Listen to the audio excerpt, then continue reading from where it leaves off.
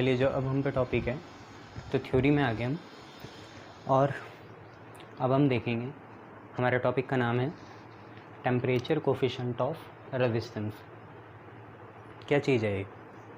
हमने एक कोफिशिएंट बनाया है, वो कोफिशिएंट क्या करता है, रेजिस्टेंस के वैल्यू को डिफाइंड कराता है या रेजिस्टेंस की वैल्यू को डिटरमाइन करता है विद चेंज इन टेम्परेचर। जैसे जैसे आपका टेम्परेचर चेंज होगा वही मटेरियल है, उतनी ही लेंथ है, उतना ही एरिया है, पर टेम्परेचर के साथ उस पर्टिकुलर डायमेंशन के कंडक्टर का रेजिस्टेंस क्या होगा, चेंज होगा, और उसे डिटरमाइन कौन करेगा, टेम्परेचर कोफिशिएंट। ठीक है, तो क्योंकि हम जानते हैं, we know that resistance is directly proportional to temperature. तो हमने क्या करा, हमने एक टेम्परेचर कोफिशिएंट नाम दे दिया जिसका नाम था अल्फ़ा, और वो अल्फ़ा कितना था वो देखो ऐसे मैथमेटिकली हमें पता चला, मैथमेटिकली कि जो हमारा आर होता है वो होता था R0 1 प्लस अल्फ़ा, और यहाँ पे स्मॉल टी ही लिख दो टेम्परेचर के लिए, थोड़े से मॉडिफाई करते हैं, यहाँ RT लिखते हैं। ज़रा मैं समझाता हूँ यहाँ पे ये चीज़ क्या लिख दी है सर ने। तो अल्फ़ा आपको पता है टेम्परेचर कोफिशिएंट है। अभी मैंने आपको बताया ये एक ऐसा कोफिशिएंट है जो प्री डिफाइंड या डिटरमाइन करता है कि एक गिवन डायमेंशन के कंडक्टर के रेजिस्टेंस इस टेम्परेचर के साथ कैसे कैसे चेंज होंगे। T आपका फाइनल टेम्परेचर है। यहाँ पे मैंने 0 डिग्री सेल्सियस, ये डिग्री में ही होते हैं सारे, ठीक है, T डिग्री सेल्सियस है, ये 0 डिग्री सेल्सियस आपका इनिशियल टेम्परेचर है। असल में ये चीज़ ऐसे होती थी बच्चे, R0 1 प्लस अल्फ़ा, और यहाँ पे T माइनस 0 होता है जो दिखता नहीं है, ठीक है, तो उस 0 को लिखते नहीं है, अभी लिखाऊंगा जब ज़रूरत पड़ेगी, अभी 1 प्लस अल्फ़ा T ही लिखो, ठीक है। R0 क्या है आपका, R0 आपका रेजिस्टेंस है, रेजिस्टेंस कब, 0 डिग्री सेल्सियस में, और RT क्या है, समझ ही गए, रेजिस्टेंस एट कितने डिग्री सेल्सियस में, T डिग्री सेल्सियस में। RT is equal to R0 1 plus alpha T आ गया, ये आप पे रिलेशन रहती है। चलो एक काम करो, अल्फ़ा निकालो यहाँ से, तो RT is equal to R0 into 1 हुआ R0, और R0 इंटू अल्फ़ा T हुआ R0 अल्फ़ा T। R0 को इधर भेजो तो आप पे आया RT माइनस R0 बराबर कितने के, R0 अल्फ़ा T के। अल्फ़ा रहने दो यहाँ, R0 और T को नीचे भेजो तो RT माइनस R0 अपॉन कितना आ गया, R0 T आ गया। ये आपकी किसकी वैल्यू आई, अल्फ़ा की वैल्यू आई। अल्फ़ा क्या होता है, टेम्परेचर कोफिशिएंट होता है। मैं आपसे बोले इसकी डेफिनेशन बनाऊं, क्योंकि 1 मार्क्स में आती है, तो आप इसकी डेफिनेशन क्या बोलोगे। डेफिनेशन के लिए आपको क्या करना पड़ेगा, नीचे वाली चीज़ को क्या करना पड़ेगा, 1 करना पड़ेगा, है ना। तो हम यहाँ लिखने जा रहे हैं डेफिनेशन ऑफ अल्फ़ा। उसके लिए हमने R0 को क्या कर लिया, R0 को 1 ओहम मान लिया, और फाइनल टेम्परेचर को 1 डिग्री सेल्सियस मान लिया जो हमारा T था। तो आप पे अल्फ़ा कितना आ गया, आप पे अल्फ़ा आ गया RT माइनस R0 अपॉन कितना, R0 भी 1 और वो भी चीज़ 1। ऐसे ही हम हमेशा करते हैं। तो आप क्या डिफ़ाइन करोगे, देखिए अल्फ़ा आज के समय क्या बन गया, चेंज इन रेजिस्टेंस बन गया।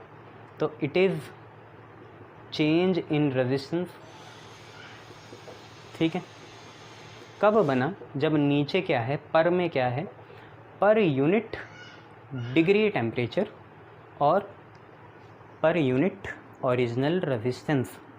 जो आपका ये 1 ओम है ये ओरिजिनल रेजिस्टेंस है, पर वो मैंने गलत बोला, पर डिग्री टेम्परेचर, ये गलत है, क्योंकि ये सिर्फ T नहीं है, आपको भी पता है यहाँ T के साथ 0 भी रहता है, यहाँ पे लिखा था ना T माइनस 0, तो राइज इन टेम्परेचर है वो, पर डिग्री राइज इन टेम्परेचर, पर डिग्री टेम्परेचर नहीं है, पर डिग्री टेम्परेचर नहीं है, पर डिग्री राइज इन टेम्परेचर है वो अलग बात है कि फाइनल इनिशियल टेम्परेचर आपका कितना है, 0 है, ठीक है। तो it is change in resistance, पहले 1 को हम लिख देते हैं, per unit original resistance, per unit original resistance और दूसरी बात, ये जो T है 1, ये 1 नहीं है, ये चेंज है, तो हम लिखेंगे पर डिग्री राइज इन टेम्परेचर, पर degree rise in temperature. Clear? तो ये आपका क्या आ गया, टेम्परेचर कोफिशेंट आ गया। शाबाश। अब थोड़ी कुछ बातें यहाँ पे नोट करके लिखना। अल्फ़ा मेटल्स के लिए पॉजिटिव होता है, हाईली पॉजिटिव, बहुत ज़्यादा पॉजिटिव होता है। इंसुलेटर एंड सेमीकंडक्टर के लिए ये नेगेटिव होता है। सेमीकंडक्टर के लिए स्लाइटली नेगेटिव होगा और इंसुलेटर के लिए बहुत ज़्यादा नेगेटिव होता है। ये चीज़ें हैं, ठीक है। मेटल के लिए पॉजिटिव होता है बेटा अल्फ़ा, क्योंकि मेटल के साथ राइज ही करता है रेजिस्टेंस, है ना। कंडक्टर में थोड़ा उल्टा होता है, सेमीकंडक्टर में उल्टा होता है, और इंसुलेटर का भी आपको पता है। चलिए, तो आपने देखा कि गिवन जो डायमेंशन थे रेजिस्टेंस के वो फिक्स रखो, पर टेम्परेचर चेंज करने की वजह से उसका रेजिस्टेंस भी क्या होता है, चेंज होता है, और उसे प्री डिफाइंड हम किससे करते हैं, अल्फ़ा से करते हैं। ऐसे ही रेजिस्टिविटी भी चेंज हो जाती है, किसके साथ, टेम्परेचर के साथ। आपको पता है ना, रेजिस्टिविटी किसी गिवन कंडक्टर की क्या रहती है, फिक्स रहती है, पर वो किसी गिवन टेम्परेचर में रहती है, जो कि कितना होता है, 298 केल्विन या 25 डिग्री सेल्सियस, उसमें रहती है। पर टेम्परेचर के साथ रो भी चेंज होता है, याद करो, m/n² टाउ था ना, n भी था, n पे डिपेंड करता था, टाउ पे करता था, टाउ के इन्वर्स था। टाउ और t के बीच में, टेम्परेचर के बीच में कैसे है, डायरेक्ट है ना भाई, इन्वर्स है। तो rho is inversely proportional to tau और डायरेक्टली प्रोपोर्शनल टू टेम्परेचर। तो अब हम ये लिखेंगे, अल्फ़ा की जगह बहुत बार बुक में अल्फ़ा ही रहता है, पर मैं बीटा लिख रहा हूँ, टेम्परेचर कोफिशिएंट ऑफ रेजिस्टिविटी। जो आप फिक्स वैल्यूज़ देखते हो रेजिस्टिविटी की, वो रूम टेम्परेचर या 25 डिग्री सेल्सियस में होती है, पर मैं अलग उसकी बात कर रहा हूँ। यहाँ पे हम टेम्परेचर ही चेंज कर रहे हैं, तो रेजिस्टिविटी भी चेंज होगी, बाकी सारी चीज़ें सेम हैं। तो rho is directly proportional to temperature, बाकी सारी चीज़ें ऐसे चलेंगी। आर टी की जगह क्या आएगा, रो टी, यहाँ पे कितना आएगा, रो नॉट, यहाँ पे कितना आएगा, बीटा, यहाँ पे रो टी, यहाँ पे रो नॉट, यहाँ पे रो नॉट, यहाँ पे रो टी, यहाँ पे रो नॉट, फिर यहाँ पे भी rho naught, rho T, rho naught, rho naught के साथ टी, बीटा, बीटा, बीटा। ठीक है बेटा, चलो डेफिनेशन ऑफ बीटा, फिर वही आपने इनिशियल रेजिस्टिविटी को 1 ओहम मीटर लेना है, ठीक है, 1 ओहम मीटर ही होती है ना रेजिस्टिविटी की, और टेम्परेचर 1 डिग्री सेल्सियस ले लेंगे, तो ये बनेगा rho T minus rho not, ठीक है। इसके बाद it is change in resistivity per unit original resistivity पर डिग्री राइज इन टेम्परेचर। सारी चीज़ें सही है। बीटा मेटल के लिए पॉजिटिव होता है, इंसुलेटर के लिए नेगेटिव होता है, सेमीकंडक्टर के लिए डेटा ड्रिवन होता है। ऐसे नहीं निकाल सकते, हर अलग बिहेवियर होता है इसका, बहुत अलग से बिहेवियर होता है, सुपर कंडक्टर जैसे होता है, तो डेटा ड्रिवन होता है, ऐसे नहीं निकलता, ठीक है। हर चीज़ का अलग होता है, अलग अलग एजम्पशंस फार्मूले से निकलता है ना। तो ये दो चीज़ें आपने देख ली, शाबाश। तो ये सारी चीज़ क्या थी, टेम्परेचर कोफिशिएंट ऑफ रेजिस्टेंस या रेजिस्टिविटी, इस पे क्वेश्चन आएगा, हम करेंगे, ठीक है। चलिए नेक्स्ट टॉपिक है आप पे। भाई दुनिया में बहुत सी ऐसी डिवाइसेस होती हैं, सारी डिवाइसेस ओम्स लॉ को फॉलो थोड़ी करती हैं। बहुत सी डिवाइसेस ऐसी हैं जो ओम्स लॉ को फॉलो नहीं करती।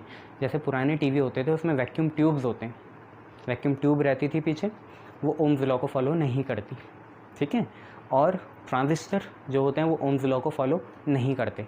ऐसी बहुत सी चीज़ें हैं जो ओम्स लॉ को फॉलो नहीं करती। तो ऐसी चीज़ों को क्या बोलते हैं, नॉन ओमिक डिवाइसेस बोलते हैं, या नॉन लीनियर डिवाइसेस बोलते हैं। लीनियर ग्राफ आता है ना, आपको पता है I/V का 1/R क्या आता है, लीनियर ग्राफ आता है, सीधी लाइन आती है 45 डिग्री में।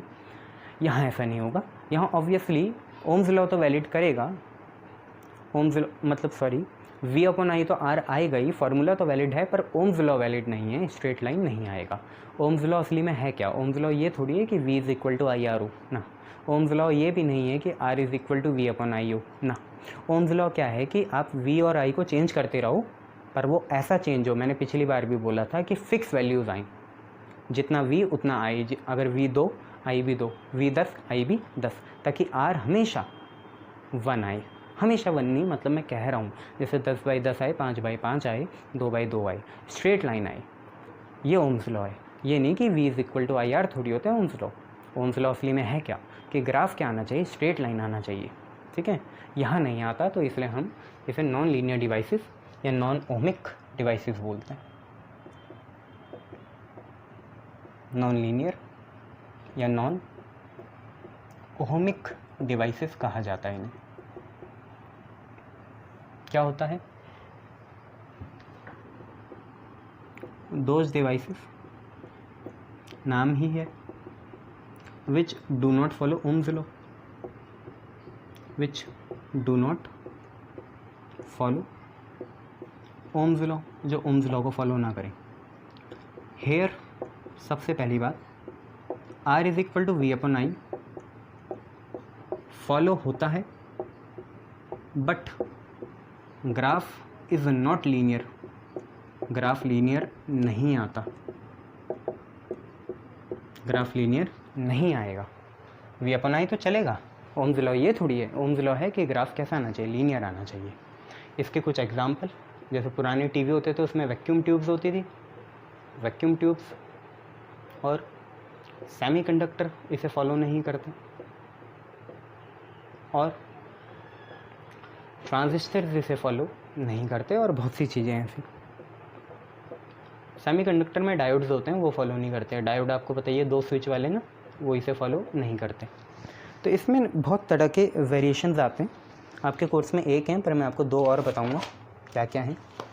तो पहला तो ये है, पहला ग्राफ कैसा है, नॉन ओमिक का कैसे बनता है। आपको भी पता है आई हमेशा ऊपर रहता है, वी हमेशा यहाँ रहता है। अगर नॉर्मल होता है ऐसे चलता है, ये आपका ओमिक है। इसे थोड़ा आज के लिए डार्क बनाएंगे। नॉन ओमिक में क्या होगा, पहले तो सही रहेगा, आगे जाके डेविएशन आ जाती है ऐसे, ठीक है। कुछ डेविएशन आएगी हाई टेम्परेचर में या हाई वैल्यूज़ में, एक्सेप्शनल वैल्यूज़ जब वी और आई की हो तो आती है, ये नॉन ओमिक होता है, ठीक है। एक तो ग्राफ ये है। एक और ग्राफ है, वो ग्राफ कैसा है बच्चे, वो ग्राफ कुछ ऐसा है कि उसमें हम क्या करते हैं, 2 तरह के हम मतलब बैटरी का पोटेंशियल चेंज करते हैं। एसी सप्लाई, या ऐसा बोल सकते हो आप, आगे जाके पढ़ोगे बायसिंग, बायस करते हैं। जो डायोड्स होते हैं उसके जैसे बायस करते हैं, आगे जाके पढ़ेंगे। अभी बस थोड़ी देर के लिए ऐसे समझ लो कि हम यहाँ रिवर्स करेंगे फेज़ को, मतलब पॉजिटिव को पहली हाफ साइकिल में पॉजिटिव ही रहने देंगे, पर जो पहली हाफ साइकिल में पॉजिटिव होगा वो दूसरी हाफ साइकिल में नेगेटिव हो जाएगा।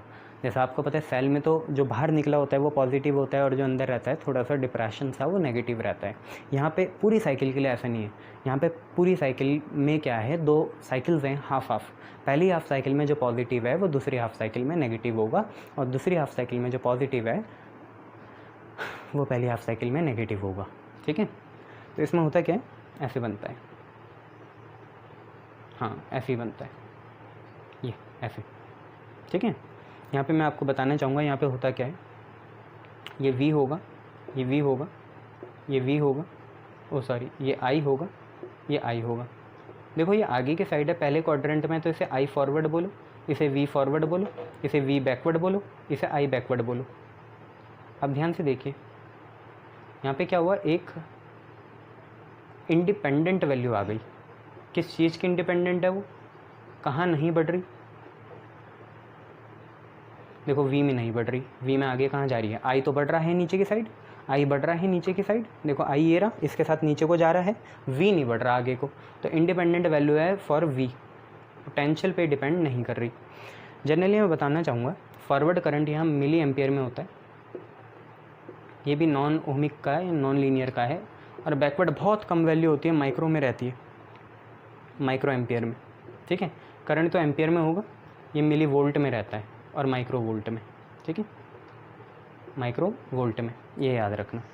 एक और होती है जिसमें बहुत एबनॉर्मल सी वैल्यूज़ आती हैं, उसमें फ्लक्चुएट होती है ऐसी वैल्यू, ये, ठीक है।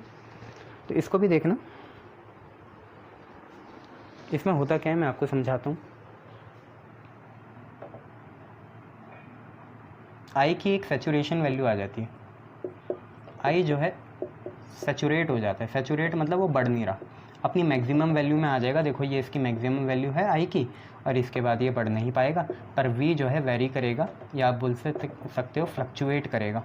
और इसका हम बहुत खासा इस्तेमाल करते हैं थर्मिस्टर्स में। आगे जाके आप पढ़ोगे हीट सेंसिटिव डिवाइस होती है, बड़ी बड़ी जो कॉरपोरेशंस होती हैं उनकी जो बिल्डिंग होती है उसमें हम क्या लगाते हैं, स्मोकिंग अलार्म लगाते हैं, एंटी स्मोकिंग अलार्म लगाते हैं। वो इस पर डिपेंड करता है, स्मोक की कुछ हीट आती है तो ये सेंसरी हो जाता है, ये बजने लगता है, ठीक है। तो इसे काफ़ी वैल्यूज़ आपने देखी, 3 तरह के इसमें ग्राफ हैं। एक तो नॉर्मल वाला देख लिया आपने, ये कौन सा है, ये डायोड्स में यूज़ होगा सेमीकंडक्टर में, और ये कहाँ होता है, हीट सेंसिटिव डिवाइस या थर्मिस्टर्स में होता है। जैसे एंटी स्मोकिंग अलार्म्स होते हैं, है ना, उसमें हीट की सेंसिटिविटी होती है। तो ये आपने नॉन ओमिक डिवाइसेस का ग्राफ देख लिया। चलिए फिर इसके बाद अब हम और ये तो आपको पता चल गया ना, ये चीज़ देखो v के साथ वेरी कर रही है, v जब इंडिपेंडेंट है तो यहाँ पे लिख लेना डिपेंड अपॉन v, ये v पे डिपेंड करता है, और वो चीज़ करती है डिपेंड i पे, क्योंकि जब i सैचुरेट होगा तभी ये फ्लक्चुएशन मैक्सिमम करेगा। सबसे ज़्यादा मैक्सिमम फ्लक्चुएशंस कब हो रही है, जब i क्या हो गया, सैचुरेट हो गया। यहाँ पे ऐसा कुछ नहीं है, ठीक है। तो ये सारी चीज़ें देख लेना, आगे बढ़ते हैं।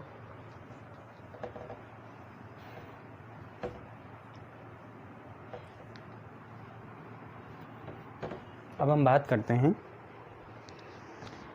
किसकी, थर्मिस्टर्स की। थर्मिस्टर्स क्या होते हैं थर्मिस्टर्स? ये एक तरह के हम पे अप्लाइंसेस या डिवाइसेस होती हैं जो हीट सेंसिटिव होती है। जैसे आपने देखा ना एंटी स्मोकिंग अलार्म रहते हैं बड़ी बड़ी एमएनसीज़ की बिल्डिंग में, तो ये हीट सेंसिटिव डिवाइस होती है। और ये काम कैसे करती है कि इनका रेजिस्टेंस बहुत तेज़ी से चेंज होता है। जब टेम्परेचर चेंज होगा ना, ज़रा सा भी माइनर टेम्परेचर भी, माइन्यूट टेम्परेचर भी चेंज हो तो इसकी रेजिस्टिविटी एकदम से चेंज होती है। और इसकी रेजिस्टिविटी एकदम से चेंज होती है तो ये बहुत तेज़ी से कमांड या अपनी जो इसको आउटपुट दे रखा है वो देता है बहुत आसानी से, बहुत तेज़ी से आउटपुट इसका बहुत जल्दी आता है। इनपुट आपको पता ही है, वो आप पे डिपेंड करता है, आप कब सिगरेट जला रहे हो, कब नहीं जला रहे हो, कब आग जला रहे हो, कब नहीं, पर आउटपुट ये एकदम से देगा, एकदम से ये इसे कैच कर लेगा, एकदम से सेंस कर लेगा, ठीक है। ये चीज़ है। थर्मिस्टर्स क्या हैं? It is heat sensitive device.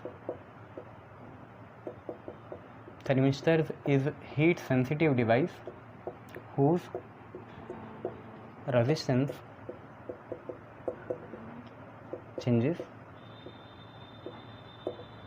very rapidly with change in temperature। Temperature में जैसे ही चेंज आएगा बहुत तेज़ी से ये इसकी रेजिस्टेंस क्या हो जाएगी, चेंज हो जाएगी, ठीक है। इनके लिए फॉर देम अल्फ़ा बहुत हाईली पॉजिटिव होता है, अल्फ़ा बहुत हाईली पॉजिटिव होता है। और दूसरी बात ना हाई होता है, पॉजिटिव भी हो सकता है, नेगेटिव भी हो सकता है, क्योंकि इसे हम आज की डेट में सेमीकंडक्टर के जैसे भी यूज़ कर सकते हैं, ठीक है। तो दोनों होते हैं पॉजिटिव नेगेटिव। अब इसके एग्जांपल या एप्लीकेशंस देख लो कहाँ हैं। एप्लीकेशंस है, सबसे पहले तो वही बताई मैंने, एंटी स्मोकिंग अलार्म। और बहुत सी आपने ऐसी इंडस्ट्रीज़ देखी होंगी जहाँ पे रोबोट्स काम करते हैं, कन्वेयर बेल्ट का काम होता है ना। सारी चीज़ें एआई ड्रिवन या मशीन ड्रिवन होती है, हमें मैन्युअली इतना काम नहीं करना पड़ता। तो वहाँ पे टेम्परेचर कंट्रोल यूनिट्स होती हैं, बड़ी सी आपने एक मशीन बनाई, उसमें आप टेम्परेचर कंट्रोल यूनिट्स रखते हो ना, जैसे विमान में एयरप्लेन में ब्लैक बॉक्स होता है वैसे ही, है ना। तो टेम्परेचर कंट्रोल यूनिट्स होती हैं बहुत सारी बड़ी बड़ी अप्लाइंसेस में, कि जो ख्याल रखती है कि टेम्परेचर एक सर्टेन लिमिट से ज़्यादा नहीं हो जाए। वो सर्टेन लिमिट क्या है कि उसके बाद मशीन को नुकसान हो सकता है। तो temperature control units in industry. अगर आपको मेट्रोलॉजी होती है, क्लाइमेटिक जो स्टडी होती है मेट्रोलॉजी, तो उसमें जब आपको देखना होता है कि डिफरेंट जोन्स में कैसे कैसे टेम्परेचर वेरिएशंस हो रहे हैं, है ना, तो उसमें भी हम थर्मिस्टर्स को यूज़ करते हैं। जितने भी आपके सैटेलाइट्स होते हैं या जितने भी आपके नॉर्मल ये जो क्लाइमेटिक व्हीकल्स होते हैं, उन सब में आप इसको यूज़ करते हो। तो तीसरा है रिमोट सेंसिंग। समझ जाओगे ना, रिमोट मतलब यहाँ ज्योग्राफी से रिलेटेड है, रिमोट सेंसिंग है ना, ज्योग्राफी से रिलेटेड है।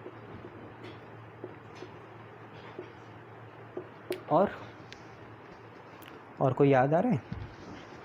और एक और जगह ये यूज़ होता है, जैसे आपने देखा होगा पुराने आप पे अप्लाइंसेज हों, टीवी, फ्रिज, एसी हों, तो उसमें ऊपर स्टेबलाइज़र रहता था, ठीक है।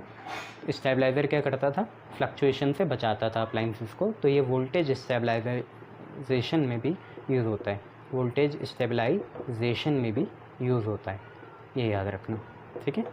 ये सारी बातें आपकी किसकी हुई, थर्मिस्टर्स की हुई, ठीक है, शाबाश।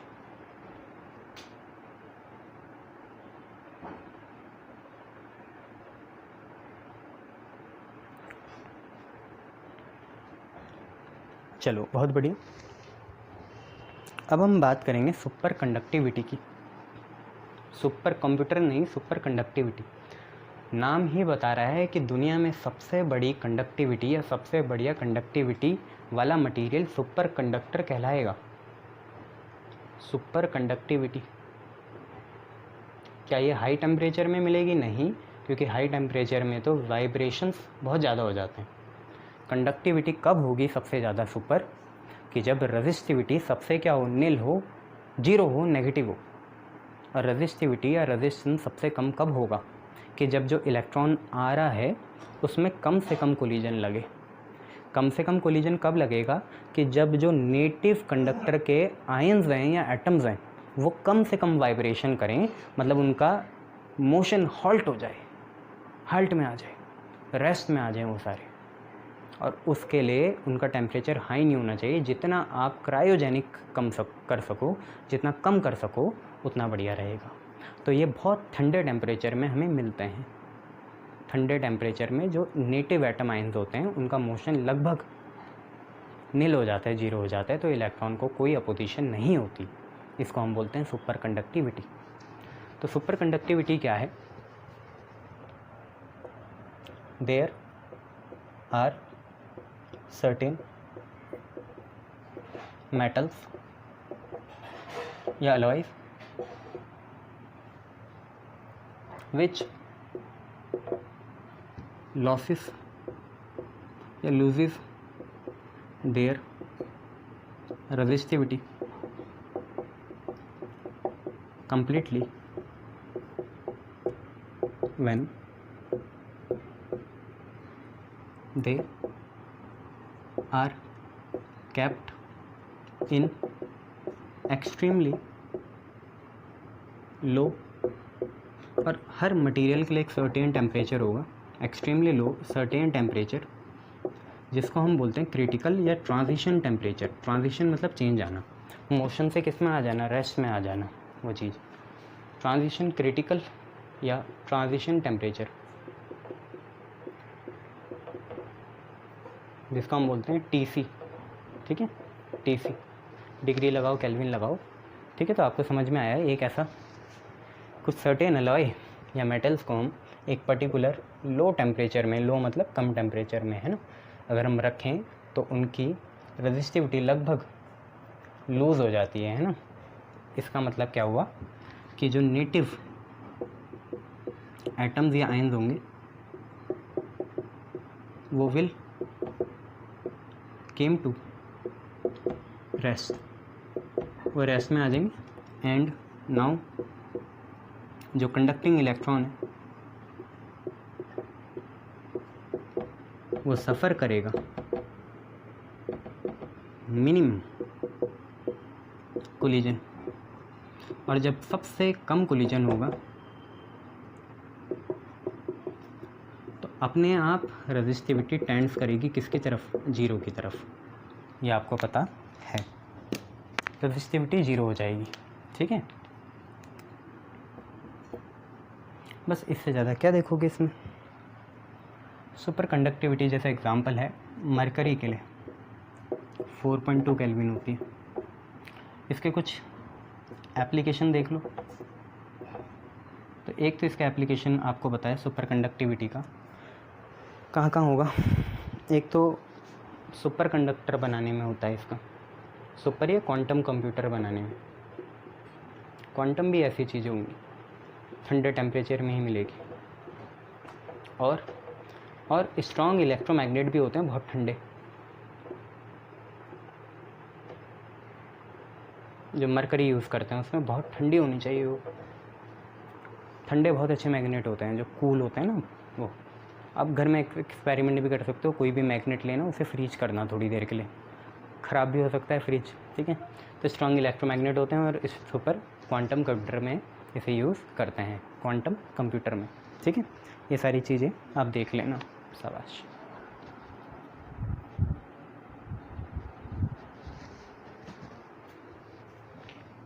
चलिए, बहुत बढ़िया।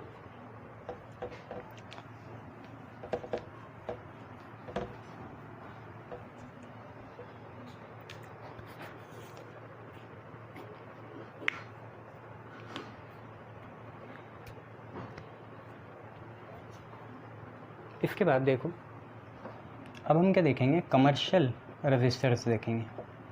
कमर्शियल रजिस्टर्स आपने देखा होगा, एक बहुत पतला से छोटा सा, बहुत छोटा सा एक रजिस्टर होता है जिसमें यहाँ पे ऐसा रहता है, बहुत छोटे छोटे होते हैं ऐसे। इन्हें हम बोलते हैं कार्बन रजिस्टर। कार्बन रजिस्टर, इसमें आपने देखना कुछ 3-4 तरह की स्ट्रिप्स होती हैं, कलर स्ट्रिप्स अलग अलग तरह की, जैसे ग्रीन हो गई, ये येलो हो गई, ब्लैक होगी, ब्लू होगी, गोल्ड होगी, कोई भी कलर नहीं हुआ, सिल्वर हो गई, ऐसी रहती है कार्बन रजिस्टर। ये कमर्शियल रजिस्टर होते हैं। पहले के ज़माने में रजिस्टर बहुत बड़े होते थे, अगर उन्हें कमर्शियली वाइबल करना है तो वो एक तो साइज़ में छोटे हों और पोर्टेबल हों, दूसरी बात इकोनॉमिकल हों। तो कार्बन रजिस्टर यही काम करते हैं। अब मेन बात क्या है, कार्बन रजिस्टर में होता क्या है, बेसिकली तुमने देख लिया, पर इसमें कुछ नंबर्स लिखे रहते हैं और उन नंबर्स का बहुत सिग्निफिकेंस है। तो पहले तो आप ये देख लो, मैं एक रिप्रेजेंटेशन दे रहा हूँ कि यहाँ पे क्या होता है। ये जैसे हम पे कार्बन रजिस्टर है, होता ऐसा नहीं है, वैसे ही होता है, पर जैसे यहाँ पे कुछ स्ट्रिप्स हैं, कलर के बीड्स हैं, 3 हैं। चलो 4 वाले देख लो, वो अलग से नहीं बनाएंगे। इसे हम ए बोल देते हैं, इसे बी बोल देते हैं, इसे सी बोल देते हैं, इसे डी बोल लेते हैं। ये जो पहली कलर स्ट्रिप हैं, ये सारी जो हैं, ये चीज़, ये कलर स्ट्रिप्स हैं। और ये जो पहली वाली होती है, इसे हम बोलते हैं फर्स्ट सिग्निफिकेंट फिगर, पहली सिग्निफिकेंट फिगर, पहला नंबर। ये होता है सेकंड सिग्निफिकेंट फिगर। ठीक है, पहला significant figure, second significant figure, जैसे 2 और 3 हो गया। ठीक है, पहले में 2, दूसरे में 3। तीसरा होता है पावर मल्टीप्लायर। पावर मल्टीप्लायर हमेशा 10 की बनाएंगे, तो जैसे 10 की पावर 5 हो गया। और फिर ये होते हैं टॉलरेंस वैल्यू, कि कितनी गर्मी या टेम्परेचर झेल पाएगा। टॉलरेंस वैल्यू को हमेशा प्लस और माइनस में लिखते हैं, कुछ भी, या तो 5%, 10%, जैसे मैं 5% लिख लूँ तो कुल मिला के रजिस्टर ऐसे लिखा जाता है, जिसमें 23 में 2 जो है फर्स्ट सिग्निफिकेंट फिगर है, 3 सेकंड सिग्निफिकेंट फिगर है, 10 की पावर 5 पावर मल्टीप्लायर है, और 5% प्लस माइनस आपकी टॉलरेंस वैल्यू है। ठीक है, इसका एक ग्राफ बनता है। तो आपको पता है हम कमर्शियल रजिस्टर यूज़ क्यों करते हैं। एक तो ये क्या है, छोटे हैं, पोर्टेबल हैं, स्मॉल इन साइज़ में, काम उतना ही करते हैं जितना बड़ा करते हैं। दूसरी बात, इकोनॉमिकल है, मास स्केल इनका प्रोडक्शन हो सकता है, समझ जाना है ना, इसलिए इन्हें यूज़ करते हैं। ठीक है, ये देख लेना। चलो, अब इसका एक पूरा टेबल बनता है, वो टेबल देख लो आप कैसे बनता है।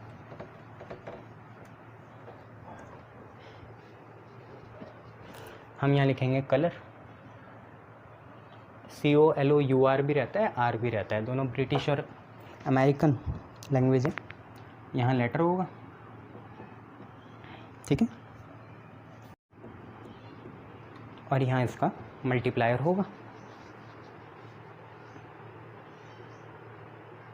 और टॉलरेंस वैल्यू यहाँ पे लिख देंगे जब आएगी, है ना, टॉलरेंस वैल्यू। कलर है black, brown, red, orange, yellow, green. Black, brown, red, yellow, orange, green, BB Roy great, फिर blue, violet, grey, white. Blue, violet, grey, white. फिर है गोल्ड, सिल्वर और नो कलर, कोई कलर नहीं। ठीक है,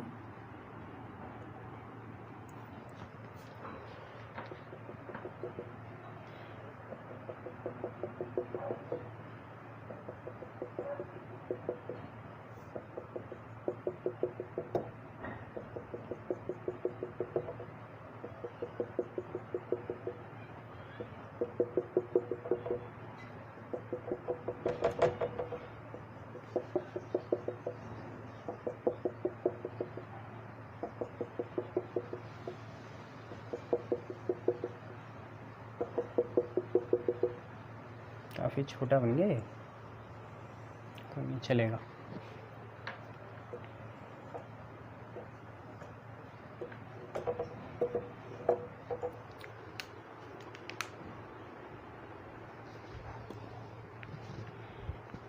देखो ब्लैक का बी ले लेना, इसका भी बी ले लेना, आर, अच्छा ओ पहले आएगा, रॉय, ओ, यहाँ येलो,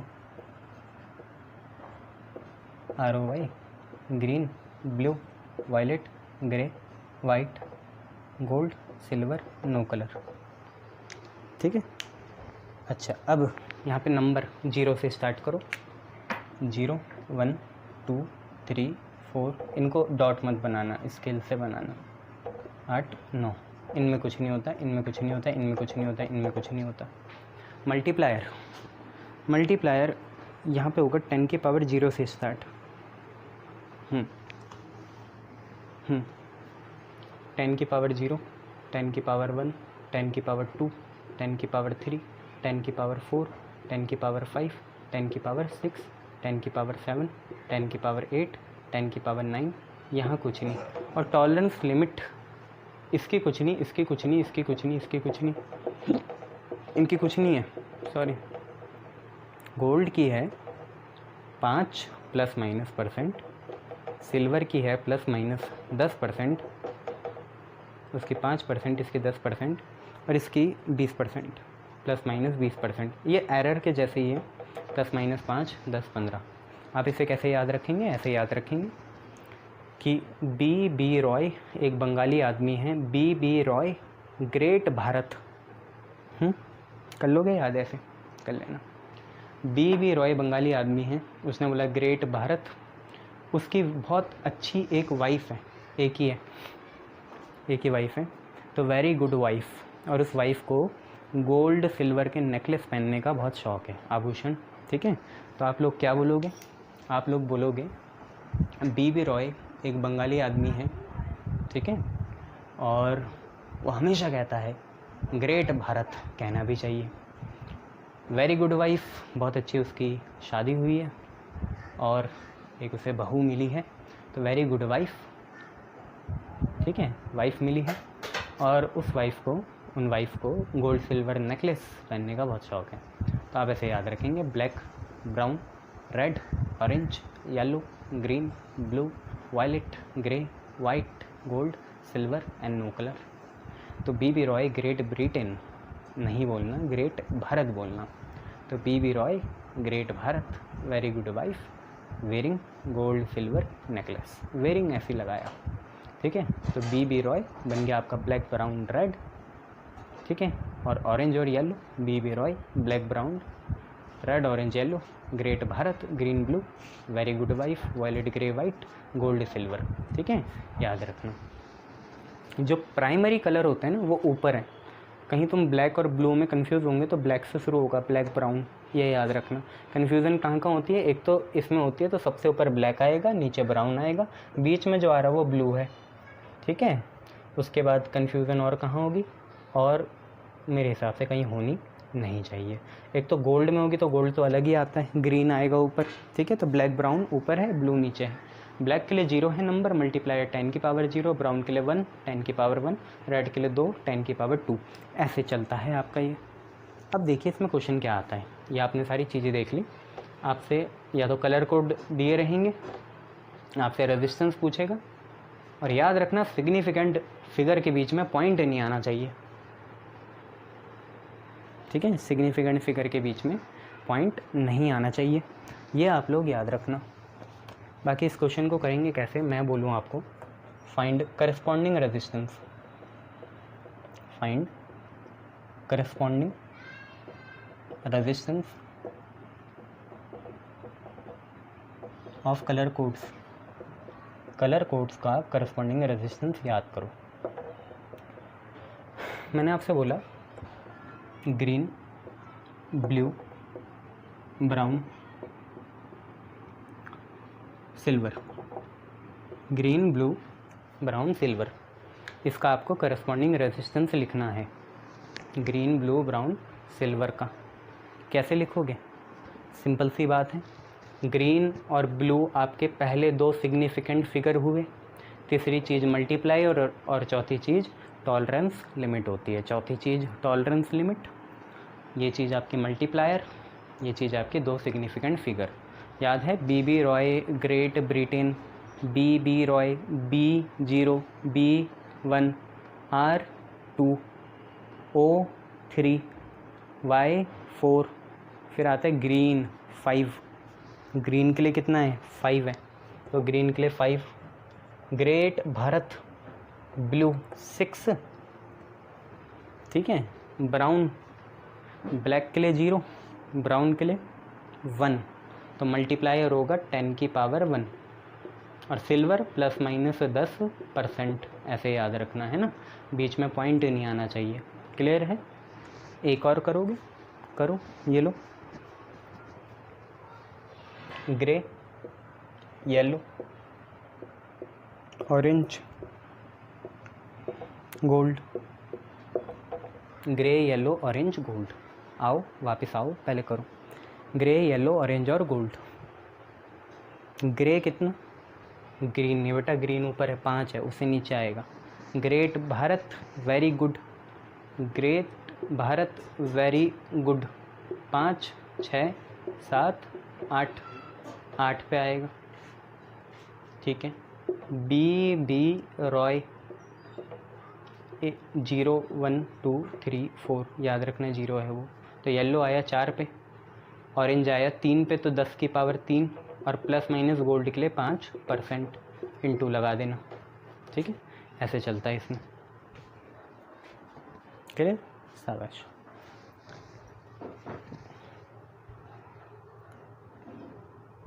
चलो अब उल्टा देखो, कलर कोड बनाने। Find colour codes of, colour code निकालने हैं आपको, ध्यान से देखो। 23 इंटू 10 की पावर 3 ±10%। दूसरा 2.3 इंटू 10 की पावर, थोड़ा गैप में है ना, यहाँ पे लिखते हैं 2.3 इंटू 10 की पावर 3 ±10%। तीसरा 230 इंटू 10 की पावर 3 ±20%। यह है। तो क्योंकि मैंने आपको बोला बीच में कभी पॉइंट होना नहीं चाहिए, तो इस पॉइंट को हटाओगे तो नीचे 10 आएगा, इस पॉइंट को हटाओगे तो नीचे 10 आएगा, और वो 10 इसकी 1 पावर काटेगा, है ना। आप इसे क्या लिख सकते हो, आप इसे लिख सकते हो 23 इंटू 10 की पावर -1 इंटू 10 की पावर 3। बीच में पॉइंट नहीं होना चाहिए, बीच में और 2 ही सिग्निफिकेंट फिगर होनी चाहिए। ठीक है, तो पॉइंट हटाया तो ये -1 और 3 कितना हुआ, 2 हुआ, तो ये आया 23 × 10⁻² ±10%। ऐसे यहाँ देखो 230 नहीं होना चाहिए, 23 होगा, तो ये 10 पावर इधर जाएगी तो प्लस में ही होगी, 10⁻4 ±20% आ जाएगा। अब देखिए आप 2 और 3 किसके लिए है, 2 और 3 किसके लिए भाई, 2 रेड के लिए है, 3 ऑरेंज के लिए है। तो 2 और 3 आया रेड ऑरेंज, यहाँ पे भी रेड, फिर ये ऑरेंज, पहले 2 के लिए ना, 2 सिग्निफिकेंट फिगर के लिए रेड ऑरेंज। ठीक है, 10⁻3 में 3 देखो, बी रॉय रेड के लिए ही होगा दोबारा, 3 है ना, 3 0 से स्टार्ट होता है, 0 1 2 3, बी आर ओ ऑरेंज, पक्का 3 है तो ऑरेंज, 2 बार आ गया ना, तो ऑरेंज हो गया। और 10% किसके लिए होता है, गोल्ड के लिए 5 होता है, तो ये किसके लिए होता है, सिल्वर के लिए। यहाँ देखो 10⁻2 है, तो 0 1 2 0 1 2 0 1 2, बी आर किसके लिए, रेड के लिए। ठीक है, यहाँ से भी देख सकते थे, ये 2 था ना, तो रेड ऑरेंज रेड, और आखिरी होगा सिल्वर। ठीक है, अब ये है तो 4 0 1 2 3 4 0 1 2 3 4, B R O Y yellow. ठीक है, तो रेड ऑरेंज येलो, और 20% होता है नो कलर के लिए, कोई कलर नहीं है, तो रेड ऑरेंज येलो और नो कलर। चेक करिए प्लीज़, ऐसे ही इन्हें करना है। थैंक यू, दोबारा मिलते हैं। Good evening. पिछली बार आप लोगों ने करंट इलेक्ट्रिसिटी में कलर कोड्स के बारे में पढ़ा, ठीक है, और आज एक टॉपिक के साथ इस चैप्टर को ख़त्म करते हैं, जो कि है रेजिस्टेंसेस। उसमें हम कॉम्बिनेशंस देखेंगे कि रेजिस्टेंस में सीरीज़ कॉम्बिनेशन कैसे होता है और पैरेलल कॉम्बिनेशन कैसे होता है, और जो उसमें नेसेसरी डेरिवेशंस हैं वो करके देखेंगे। 3 रजिस्टर लेके देखेंगे और उनके डेरिवेशंस करेंगे। ये वैसी होगी जैसे हमने कैपेसिटर्स की करी थी, ठीक है, तो आप एक अंदाज़ा लगा सकते हैं कैसे चलेगा हमारा ये वीडियो। ठीक है, चलिए तो हम बात करते हैं रेजिस्टेंस इन सीरीज़ की। रेजिस्टेंस इन सीरीज़, जिसको हम आर सीरीज़ कह देंगे। पहले इसके डेरिवेशन देख लो और फिर इसके बाद बाकी चीज़ें देखेंगे। तो रेजिस्टेंस इन सीरीज़ के लिए हम 3 रेजिस्टेंस ले लेते हैं। इनका सिंबल ऐसा होता है रेजिस्टेंस का। जब हमने 3 रेजिस्टेंस ले लिए और इन्हें सीरीज़ में लगा रखा। सीरीज़ में कैसे पता चलता है, ये सब एक ही लाइन से गुजर रहे होंगे। तो यहाँ बैटरी लगा दी, प्लस माइनस, ये प्लस ये माइनस, V वोल्ट की बैटरी लगा दी। अब इस रेजिस्टेंस का नाम R1, इसका R2 बोल देते हैं और इसका R3 बोल देते हैं। आपको पता है सीरीज़ में करंट सेम होता है, ठीक है, आपको पता है in series current across each resistance is same, current across each resistance is same. इसका मतलब मान लो इस V वोल्ट की बैटरी ने I करंट बनाया, तो R1 पे पड़ने वाला करंट भी I होगा, R2 पे पड़ने वाला भी I होगा और R3 पे पड़ने वाला भी I होगा, और फाइनली वो R3 के थ्रू नीचे आ जाएगा दोबारा V पे। हाँ, कुछ यूज़ हो जाएगा, यूज़ करंट नहीं होता, यूज़ वोल्टेज होती है। वोल्टेज है हमारी इलेक्ट्रिकल एनर्जी, वो यूज़ होती है। करंट तो एक फ़्लो है, ठीक है, वोल्टेज जो होती है वो यूज़ होती है एनर्जी की फॉर्म में।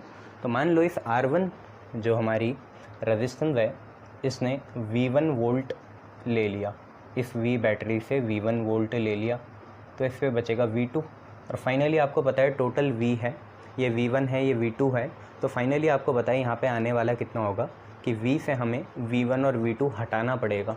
तो उससे बढ़िया क्यों ना हम V3 ही ले लें, वो ज़्यादा आसान पड़ेगा। तो V1 plus V2 plus V3 बन जाएगा। ये जो टोटल बैटरी का पोटेंशियल है, R1 पे जितना गिरा, R2 पे जितना गिरा और R3 पे जितना गिरा, उसका सम हो जाएगा। तो ये जो टोटल V जो वोल्ट दिया था बैटरी ने, ये बराबर हो जाएगा V1 plus V2 plus V3 के।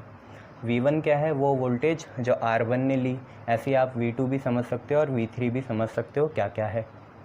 अब आपको पता है V is equal to IR होता है, तो V1 होगा, देखो करंट कितनी पड़ रही है इस R1 पे I, क्योंकि करंट तो सब पे I ही पड़ेगी, तो तो V is equal to I R आपने ओम्स लॉ से पढ़ा था, ओम्स लॉ वो तो नहीं होता, पर V is equal to I R उसका मैथमेटिकल स्टेटमेंट था। तो V1 हो जाएगा I इंटू R1, R1 बस अलग है, बाकी I तो सब में सेम है। ऐसे V2 हो जाएगा I इंटू R2 और V3 हो जाएगा I इंटू R3।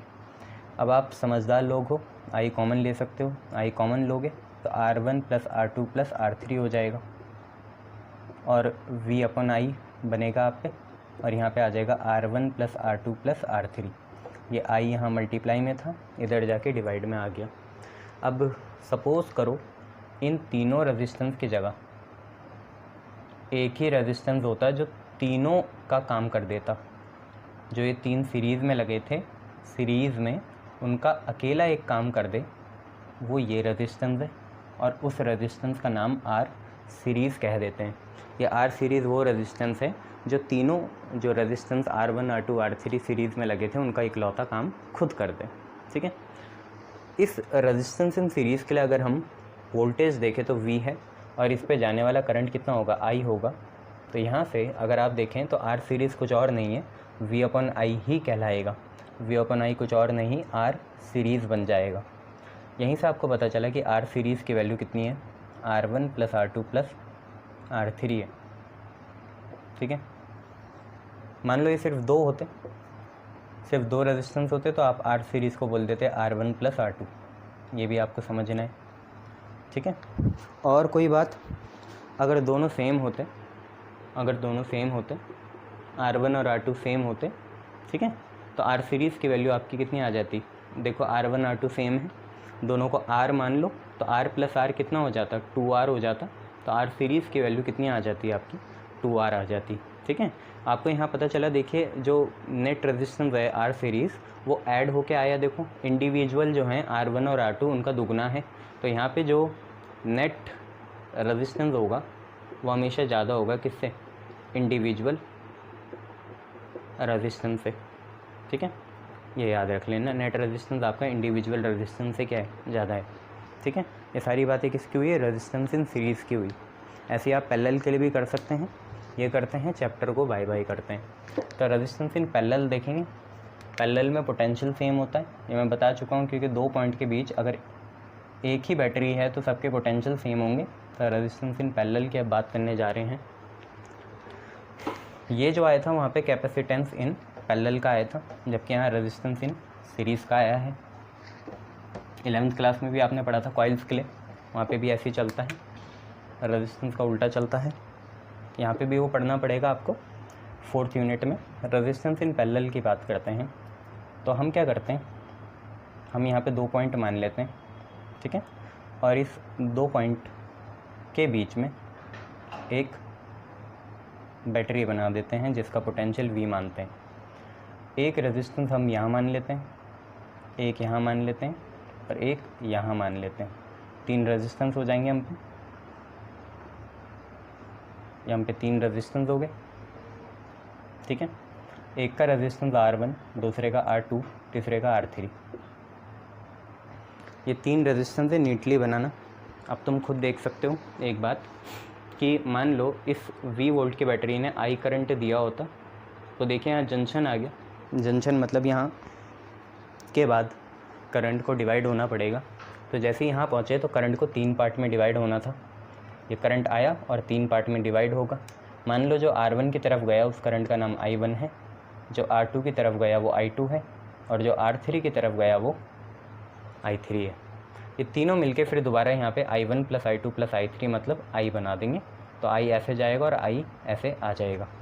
इतना आपको पता चल गया। ये I1 I2 I3 जब ऐड होंगे तो आप पे नेट करंट आ जाएगी I is equal to I1 plus I2 plus I3।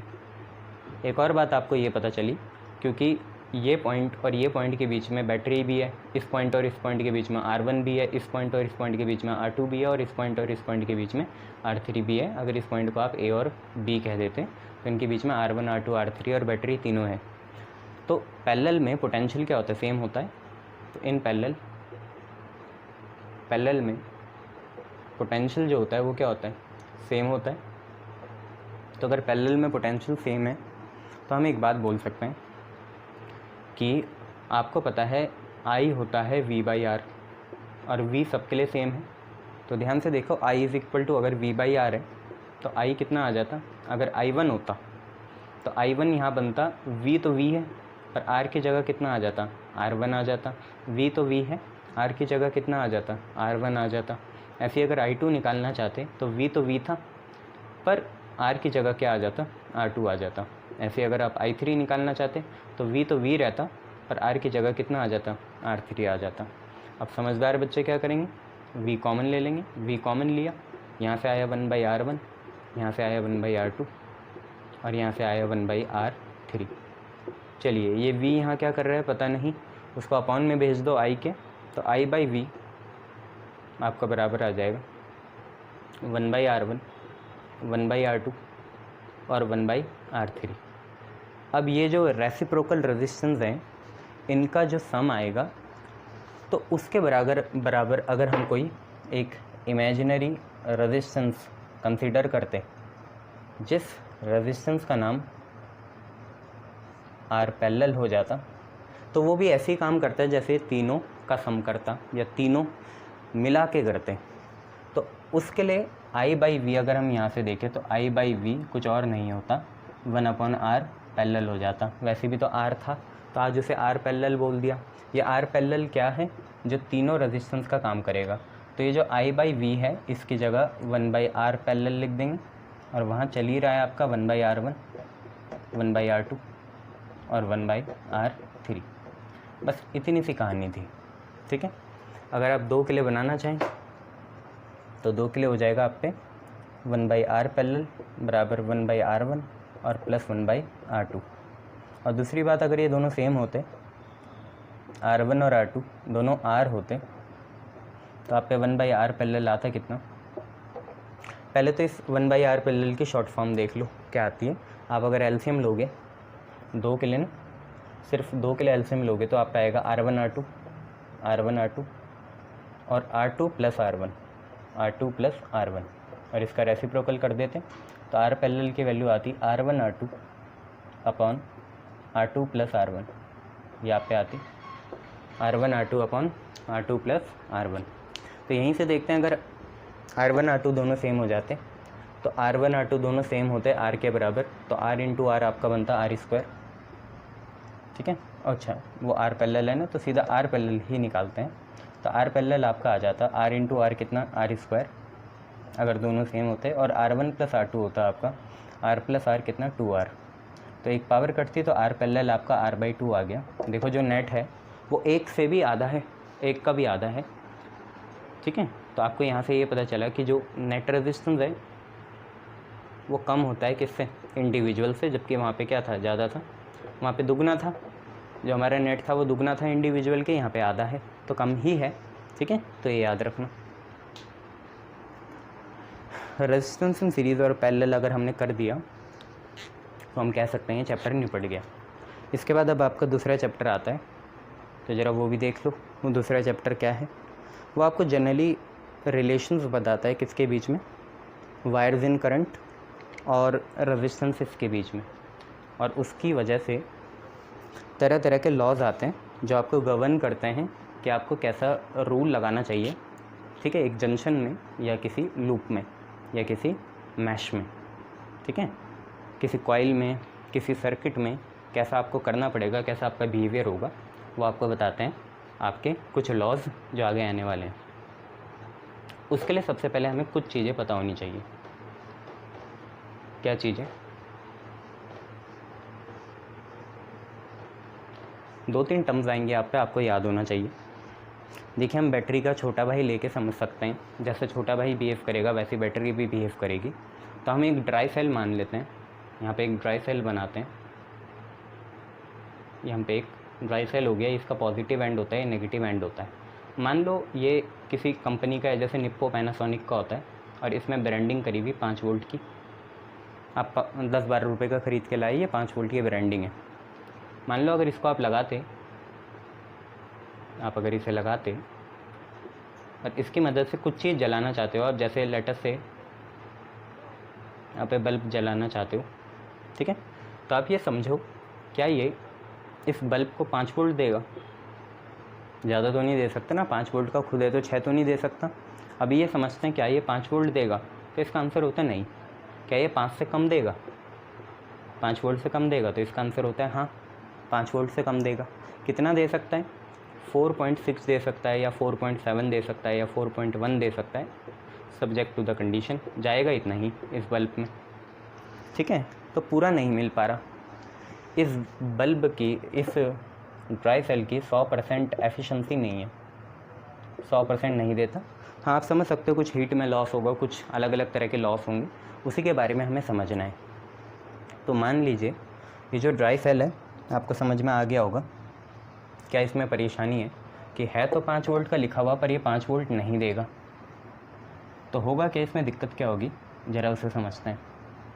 मान लो ये जो सेल है हमारा ड्राई सेल, बच्चों इसमें एक तरह की इलेक्ट्रोलिसिस, कैथोडिक एनोडिक मतलब रिडॉक्स रिएक्शन यहाँ पे होंगी, ठीक है। कैथोडिक और एनोडिक रिएक्शंस होती हैं यहाँ पे 2 इलेक्ट्रोड्स होते हैं ये, और जनरली ये कार्बन इलेक्ट्रोड होता है, ZnCl2 और मैग्नीज डाला रहता है इसमें। वो आप आगे पढ़ोगे इलेक्ट्रोकेमिस्ट्री में, ठीक है, केमिस्ट्री सब्जेक्ट में आप पढ़ोगे। तो यहाँ 2 इलेक्ट्रोड होते हैं, इनमें से एक कैथोड होता है एक एनोड होता है। कैथोड में कटाइन जुड़ेगा तो कैथोड नेगेटिव होता है, एनोड में अनाइन जुड़ेगा तो एनोड पॉजिटिव होता है। 2 आपके इसमें क्या होते हैं, इलेक्ट्रोड्स होते हैं ये रहे। अच्छा मैं कुछ आपको चीज़ें बताना चाहूँगा। आपने एक चीज़ सुनी होगी क्लास 10th में, इलेक्ट्रोमोटिव फोर्स, ये आपने सुना होगा, इलेक्ट्रोमोटिव फोर्स। बच्चों इलेक्ट्रोमोटिव फोर्स कोई फोर्स नहीं होता, ये कोई फोर्स नहीं होता, नाम दे रखा है ऐसे ही से, ठीक है। एक मिसनोमर है, कोई नाम नहीं है, गलत नाम है, नाम कुछ और काम कुछ और, मिसनोमर है। एक्चुअली में ये एक तरह की पोटेंशियल डिफरेंस भी है, ये समझ लो, ठीक है।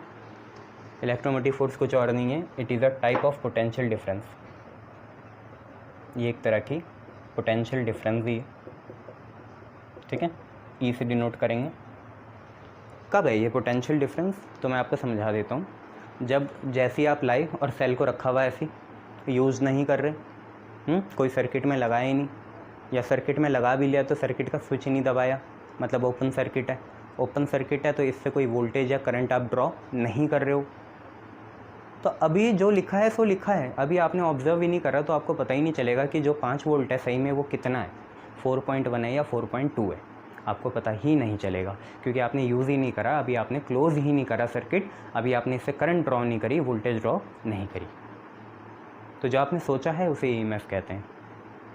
क्या कहते हैं, EMF। आई बात समझ में? तो ज़रा समझिए क्या है इलेक्ट्रोमोटिव फोर्स, क्या है। आपको पता है कैथोड और एनोड में कुछ पोटेंशियल डिफरेंस होगा, हमेशा पॉजिटिव ज़्यादा पोटेंशियल में होता है एज़ कंपैरिजन टू नेगेटिव, तो इनके बीच में कुछ पोटेंशियल डिफरेंस होगा। मान लो ये ज़्यादा होगा तो इसका पोटेंशियल V1 है, इसका V2 है, तो डिफरेंस आएगा V1 - V2।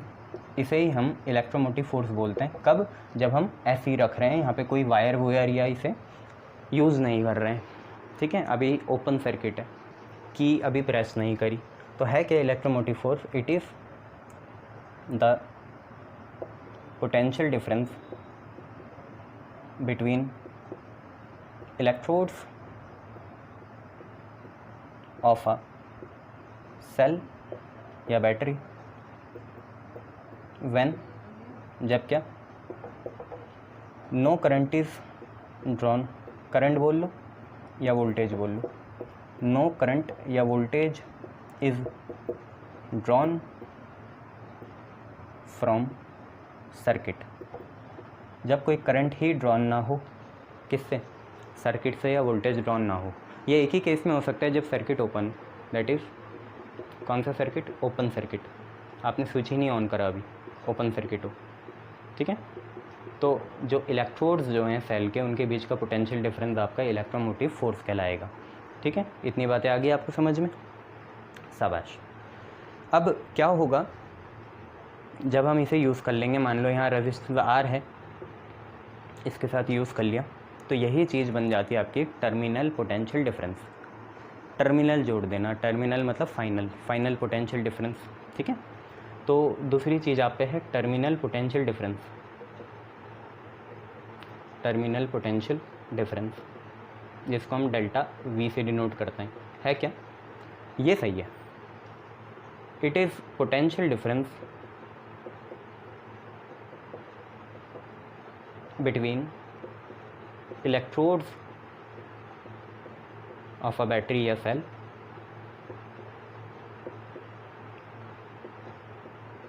पर कब, नहीं तो इन दोनों में कोई डिफरेंस ही नहीं होगा। कब?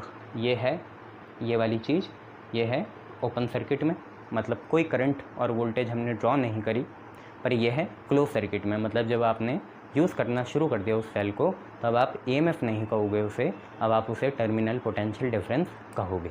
ठीक है, तो ये बात है। तो it is potential difference between electrode of a cell and battery when current is drawn through it या फ्रॉम इट, है ना, when current is drawn, that is close circuit. Obviously बेटा ये जो है ये कम ही होगा, क्योंकि यार इलेक्ट्रोमोटिव फोर्स तो सबसे बड़ी चीज़ है ना, उससे बड़ा सेल में कुछ हो ही नहीं सकता। पर जब आपने यूज़ कर लिया तो आपको पता है कि उतना नहीं मिलता, 5 लिखा होगा तो 4.1 या 4.2 मिलेगा, बाकी कहाँ गया वो अभी डिस्कस करेंगे। बाकी गया कहाँ? हर चीज़ को काम करने के लिए खुद की एनर्जी की भी तो ज़रूरत होती है। सेल को बाहर देनी पड़ेगी वोल्टेज, पर उसके आयंस को एक्टिव होने के लिए या उसके मैकेनिज़्म को एक्टिव होने के लिए, एक्शन में आने के लिए उसको खुद भी तो एनर्जी की ज़रूरत है। वो पहले अपने घर में जो उसके बच्चे हैं या उसके जो आयंस हैं उनको पहले सेटिस्फाई करेगा या बाहर देगा? पहले अंदर वाले बच्चों को सेटिस्फाई करेगा या आयंस को सेटिस्फाई करेगा, एक्टिव करेगा। तो पहले उसे अपने लिए एनर्जी की ज़रूरत है, फिर वो बाहर भेज पाएगा। तो अपनी एनर्जी की ज़रूरत जो है वो हमें दिखती नहीं है, वही तो गायब हो जाती है। अगर 4.1 है टर्मिनल पोटेंशियल डिफरेंस, EMF 5 दे रखा, तो ये जो 0.9 का फ़र्क आया ये कहाँ लगा होगा? ये सेल को अपने आयंस को एक्टिव या एक्शन में लाने में लगा होगा। इस चीज़ का नाम होता है लॉस्ट वोल्टेज, जो गायब हो गई, जो आपको दिखेगी नहीं।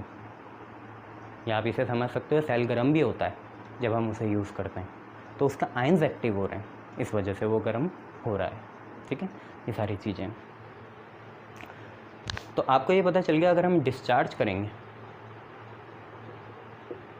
ड्यूरिंग डिस्चार्जिंग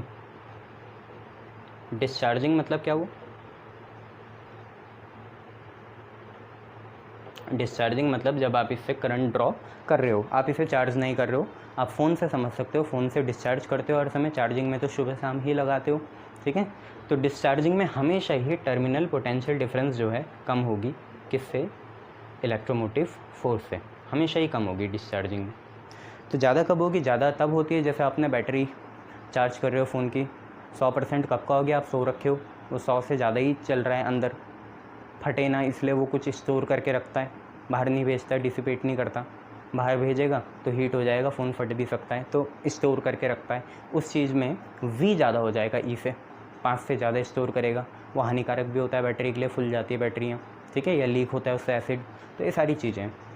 चलिए, तो फिर अब लॉस्ट वोल्टेज देख लीजिए क्या चीज़ होती है। लॉस्ट वोल्टेज के लिए पहले आपको ये समझना पड़ेगा, क्योंकि दुनिया में हर चीज़ मैटर की बनी है, और जो भी चीज़ मैटर की बनी है उसमें एटम्स और आयंस ज़रूर होंगे। जिनमें भी एटम और आयंस होंगे उनकी एक नेचुरल टेंडेंसी होती है कि वो करंट को क्या करें? अपोज करें। मतलब दुनिया में हर चीज़ अगर मैटर की बनी हुई है तो उसमें नेचुरल रेजिस्टेंस होगा या इंटरनल रेजिस्टेंस होगा। ऐसे हमारा जो सेल है इसमें भी बहुत सारे केमिकल्स या आयंस होते हैं। प्रिसाइजली अमोनिया होता है, ठीक है, ZnCl2 होता है ना, कार्बन होता है, ये बहुत सी चीज़ें होती हैं इसमें। तो इनके आयंस अपना एक इंटरनल रेजिस्टेंस भी पजेस करते हैं। वही मैं यहाँ लिखने जा रहा हूँ, इसका अपना इंटरनल रेजिस्टेंस, इस सेल का अपना इंटरनल रेजिस्टेंस जो होगा वो स्मॉल r होगा। आप समझ सकते हो इंटरनल रेजिस्टेंस क्या है? It is the resistance offered by the internal ions of the cell, जो सेल के अपने आयंस या केमिकल्स हैं। ठीक है, लॉस वोल्टेज कुछ और नहीं होती, करंट तो आई ही होगा पर रेजिस्टेंस लेना पड़ेगा इंटरनल। ठीक है, तो लॉस वोल्टेज क्या होती है? लॉस वोल्टेज है, इट इज़ अननोन वोल्टेज जो दिखती, जो ऑब्जर्व नहीं हो पाए। अननोन मतलब क्या है यहाँ कि जो ऑब्जर्व नहीं हो पाए, ठीक है, जैसे 5 था EMF 4.1 मिला तो 0.9, ठीक है, ये 5 वोल्ट था, ये 4.1 मिला तो 0.9 गायब हो गया, वो ये रहा, ठीक है। तो it is unknown voltage which is, voltage या एनर्जी बोल लो आप, which is use by cell, cell समझ जाना उसके आयंस, सेल तो खुद नहीं उसके ion, which is use by cell to maintain its function, to maintain its function, जो सेल को अपना काम करने के लिए यूज़फुल होगी या वो यूटिलाइज़ करेगा। इसका काम क्या है, बाहर करंट देना, एक्सटर्नली वायर्स में क्या देना, करंट देना। तो लॉस वोल्टेज आपको समझ में आ गया, IR है, इलेक्ट्रोमोटिव फोर्स आ गया, टर्मिनल पोटेंशियल डिफरेंस आ गया। एक बार देख लीजिए फिर आगे बढ़ते हैं, ठीक है, शाबाश, बहुत बढ़िया। अब देखिए होता क्या है,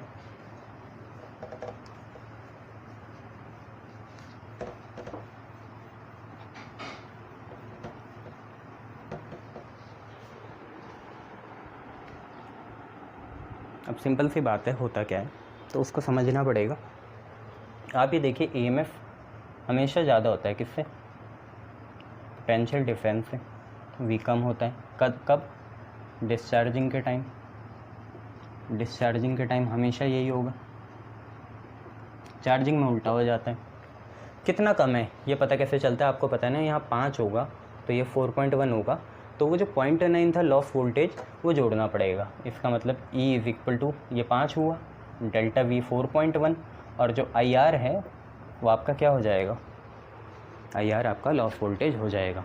तो एक तो E का फार्मूला ये आ गया, डेल्टा V प्लस IR, या डेल्टा V का फार्मूला क्या आ जाएगा, E माइनस IR, ये आ गया, ठीक है, ये है। अच्छा चार्जिंग के टाइम क्या होगा, चार्जिंग के टाइम भाई वो ज़्यादा हो जाएगा, ठीक है, V is equal to E plus IR होगा, उल्टा हो जाएगा, प्लस था तो माइनस आ जाएगा, माइनस होता है तो प्लस आ जाएगा। ये सिर्फ चार्जिंग का टाइम होगा, पर जो हम पढ़ने जा रहे हैं वो डिस्चार्जिंग ही पढ़ेंगे यहाँ। अब ज़रा देखो R की वैल्यू क्या निकली, तो R देखो क्या होगा, इसे डेल्टा V को V मान लो थोड़ी देर के लिए, तो V is equal to E minus IR दिख रहा है आपको। तो आप यहाँ से बताइए IR की वैल्यू क्या होगी, तो IR की वैल्यू आप क्या बोलोगे, E माइनस V हो जाएगी, V इधर आया, IR इधर आया, तो R की वैल्यू क्या होगी, जो आपका इंटरनल रेजिस्टेंस है वो आएगा आपका E minus V by I। अब आप मुझे बताइए एक चीज़, ये जो I है, इस I को मैं E बाई R लिखूँ या V बाई R लिखूँ, क्या लिखूँ, E बाई R लिखूँ या V बाई R लिखूँ। देखो E आपको पता है E होता है ओपन का और V होता है क्लोज का, ओपन सर्किट या क्लोज सर्किट। E तो ओपन सर्किट का पोटेंशियल डिफरेंस होता है इलेक्ट्रोड्स के बीच का, और V होता है क्लोज सर्किट का।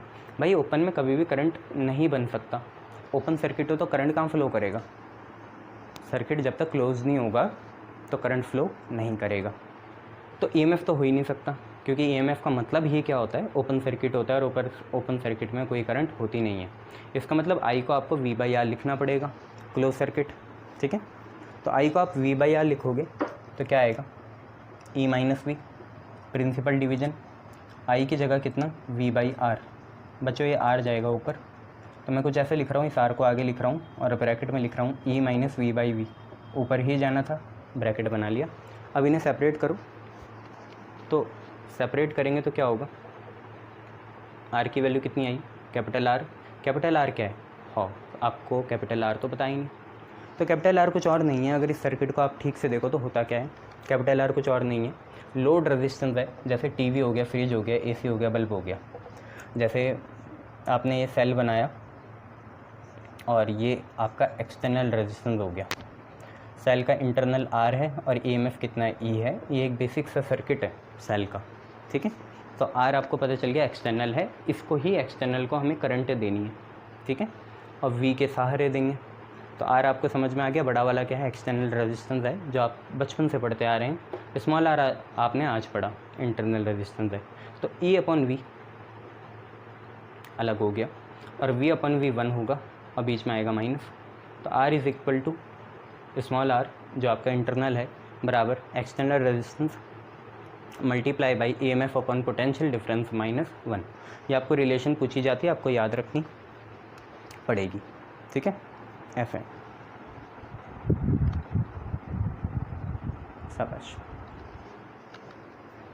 अब ज़रा ये सेल्स के भी कॉम्बिनेशन आते हैं सीरीज़ और पैरेलल के, तो ज़रा देख लेना।